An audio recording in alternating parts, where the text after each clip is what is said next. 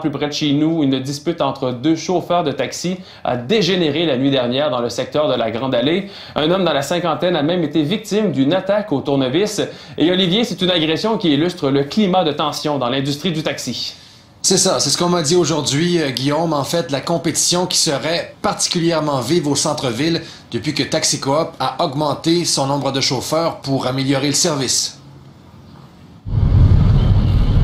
C'est devant cet hôtel que tout a commencé.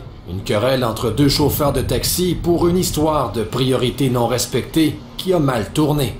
Les chauffeurs ont poursuivi leur dispute quelques centaines de mètres plus loin, aux abords de la place Georges V. C'est à ce moment que l'un d'eux aurait sorti un tournevis pour frapper son collègue au haut du corps. La victime, âgée dans la cinquantaine, n'a pas subi de blessures sérieuses. Un homme de 45 ans a été arrêté. Des accusations d'agression armée pourraient être portées. La première chose, il faut être sévère. On ne peut pas ne pas être sévère. Là. Chez Taxi Coop, on assure que des mesures disciplinaires pouvant aller jusqu'au renvoi sont considérées. N'empêche, pour la direction, l'incident est un cas isolé. J'ai mes collègues, ça fait 30 ans qu'ils travaillent dans Taxi Coop et c'est nous autres c'est eux autres qui ont grandi cette coopérative où est-ce qu'elle est rendue, puis ils sont jamais chicanés, puis ils sont jamais frappés. Ça marche plus, là. Ça marche plus. Là. Mais sur le terrain, ils sont nombreux à trouver que le respect entre collègues a disparu.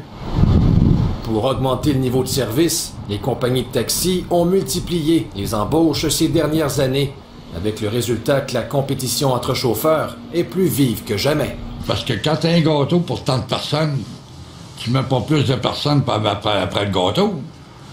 Il en reste plus. Fait que les gars se coupent la gorge. Moi, quand on me dit de qui t'as peur le soir, en ville, je dis j'ai peur du chauffeur de taxi.